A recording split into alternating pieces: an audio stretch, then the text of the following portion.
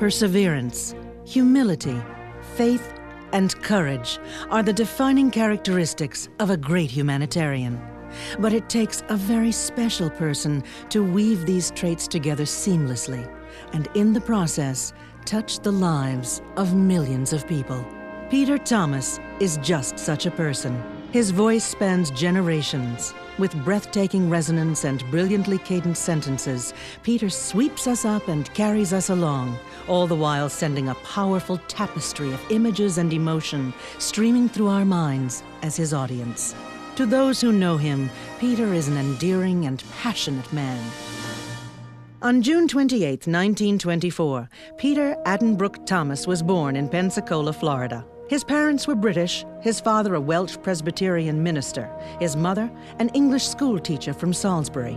Peter's earliest years were spent in a cottage by the Gulf of Mexico, where he recalls playing on the beach with his brother John.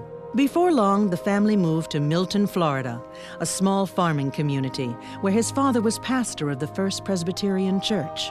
Peter's plea to, "Please let me wear overalls to school," fell on deaf ears at home.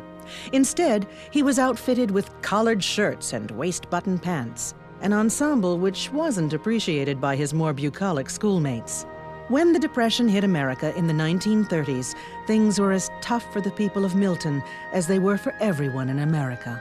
Peter recalls the family praying for weddings so their father could earn a little extra money. Things began to improve when Peter's father was called to the First Presbyterian Church in Pensacola. At home, Peter's parents put great emphasis on good books and memory work.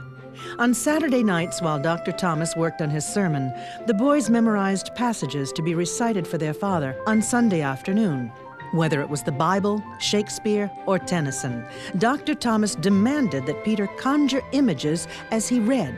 "What picture did you see in your mind when you said that line?" his father would ask. "If you are reading about horses, you must see horses in your mind."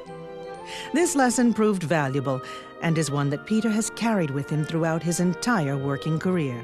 You need only watch him work, alone, in a silent studio, to see the images coming to him and to feel them give strength and color to every line. At 12, Peter worked as an office boy for the editor of the Pensacola News Journal, eventually working his way up to cub reporter. As a teenager, Peter entered a talent contest at the local radio station and won by reciting The Charge of the Light Brigade. He was given the role of Dick Denny, All-American Birdman, a daily radio drama about the adventures of a teenager. At 14, Peter was an announcer at WCOA Radio, working the night shift. One Saturday night, he went to a school dance and met a lovely young girl named Stella Baranow. Peter was so taken with Stella that the next night at work, he dedicated the song, "You Are My Sunshine," to Miss Baranow. This bit of public wooing was the beginning of a lifelong romance. On Saturday nights, the 10 o'clock news was sponsored by Spearman, the Prince of Golden Beers. Peter would extol the virtues of the brew, taking a very loud sip of water close to the microphone and saying, "This is the best beer I've ever tasted." One night, his father called Peter at work. "I know it's your job to read the script," his father said in his Ronald Colman-like British accent. "Oh, but do you have to put so much feeling into it?" At 11 o'clock, Peter went downstairs to the cocktail lounge of the San Carlos Hotel, where the radio station was located, and broadcast a dance remote. While Peter was working at WCOA, his schoolwork began to suffer, and he was repeatedly caught napping at his desk. Before he knew it, Peter's parents shipped young Peter off to Stony Brook School for Boys on Long Island, where Presbyterian ministers' sons could attend for a reduced fee, provided they were willing to do some extra work. The glamorous days of his WCOA job seemed a distant memory as Peter swept out Hopkins Hall every day after class and worked in the dining room during meals. But Stony Brook wasn't all work. Peter's favorite activity was playing on the school tennis team. While Peter was at Stony Brook, the Japanese attacked Pearl Harbor and the war was on. Upon graduation in 1943, Peter enlisted in the Army, completed basic training at Fort Bragg, and shipped out to England. Peter went into Omaha Beach on D-Day +1, joining the 1st Infantry Division. Christmas Eve 1944 found Peter and 4 comrades huddled inside an old barn in the Ardennes, freezing cold, in complete darkness, with German tanks prowling the forest ahead. Peter recited the Christmas story from Luke 2 and The Night Before Christmas for his homesick buddies as they waited out the night. 2 days later, during the Battle of the Bulge, Peter was wounded and awarded the Purple Heart and Bronze Star. Peter fought with the Big Red 1 outfit through 5 campaigns and was discharged from service in October 1945. Stella, who was attending Florida State College for Women, graduated in June of the following year, and they were married in Pensacola by Peter's father at the end of the month. As soon as I laid eyes on her, I knew that this was the girl that was meant for me. And it's been that way ever since. We've been partners all our lives, and I don't do anything without Stella. Depend on her. She's my best friend, my sweetheart, and advisor, and how many other things. Everything. The newlyweds moved to Memphis so Peter could attend Memphis State College and work at WMC Radio from 6 p.m. to midnight. Stella would come to the radio station at night with his supper and do research for him at the Goodwin Institute Library in the same building.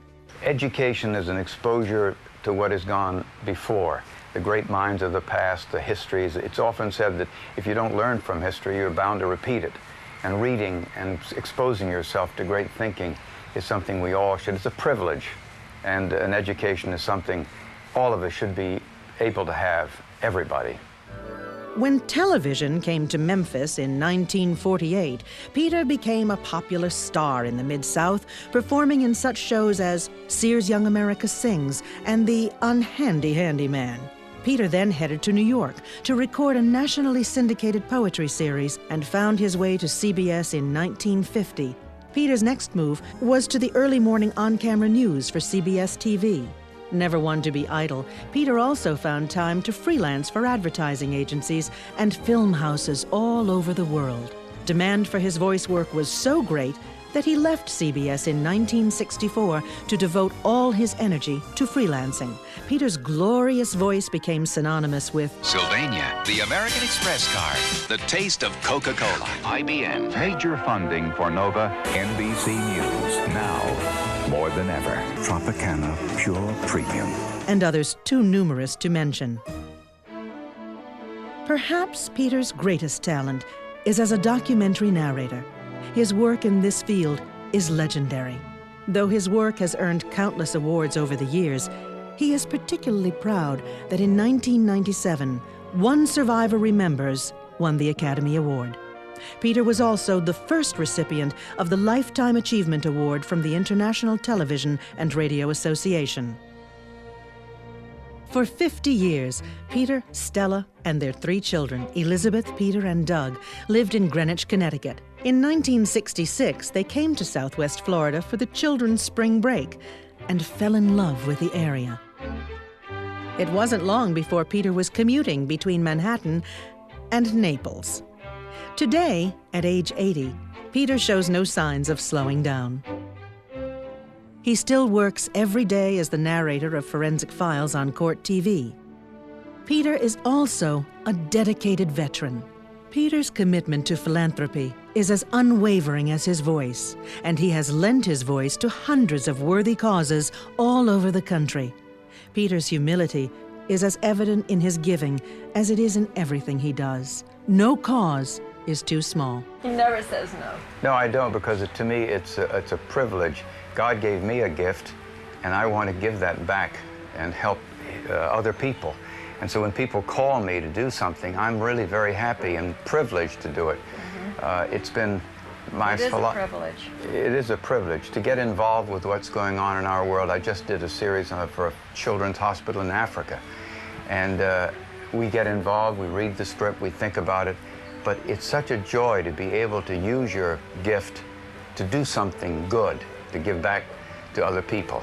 Peter has donated his time and talent to over 30 local charitable organizations, including Youth Haven, Moorings Presbyterian Church, St. Anne's School, the Guadalupe Center of Immokalee, the Southwest Florida Holocaust Museum, and the Naples Philharmonic. Peter's first love is Stella and his family. His second is his work. And his third is tennis. His greatest joys are his children and the 7 grandchildren they have given him. Peter Thomas is more than a legendary voice. He is a devoted husband, father, and grandfather, a proud patriot, and a committed community philanthropist. International College is proud to present its 2004 Humanitarian Award to Peter Thomas.